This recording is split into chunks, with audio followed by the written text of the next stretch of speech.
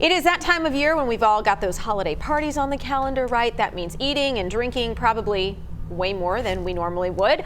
It is also a brutal time of year for more than 60 million Americans who suffer from a common medical condition called holiday heartburn. Yeah, that's right.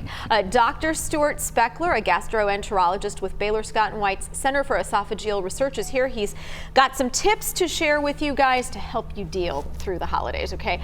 Thanks for being here with us. My pleasure. So a lot of people say, oh, I've got some indigestion. How do you know when it's really a problem?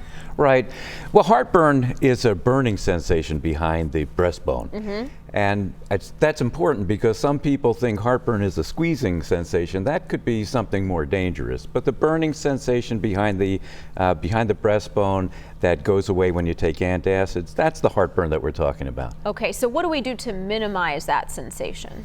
Right. Well, the major thing around the holiday time, if you can, don't overeat. I tell people to do that all the time as a health reporter, and they just make fun of me. I know. Easy to say. Don't overeat. Listen to the doctor.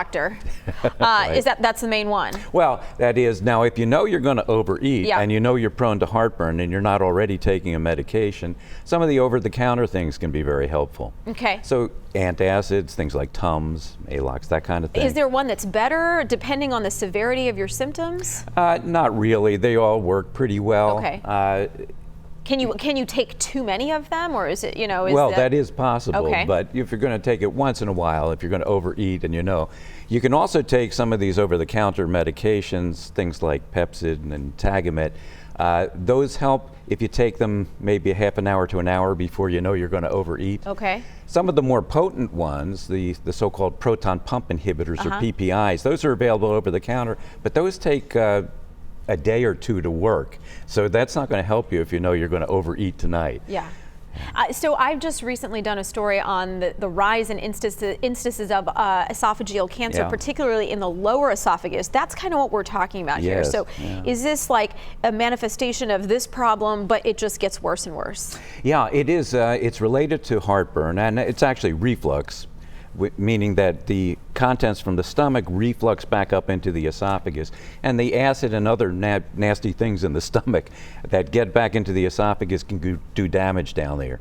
And that's what predisposes you to that type of cancer, which has been increasing in frequency. Yeah, so don't overeat. Maybe don't do it so hard on the alcohol. Minimize the caffeine. All of these things might help. All good advice. Okay. Easy to say, hard to do. Yeah, exactly. You also say to avoid natural mints. This is interesting because I wouldn't have thought of that.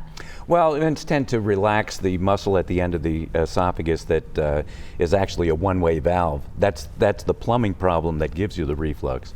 So you want to try to avoid that. Fatty foods, overeating, that all affects that muscle. Okay. And that's a problem. All right. Yeah. Like I said, listen to the doctor. Thank you so much. Great advice. We appreciate it. My pleasure.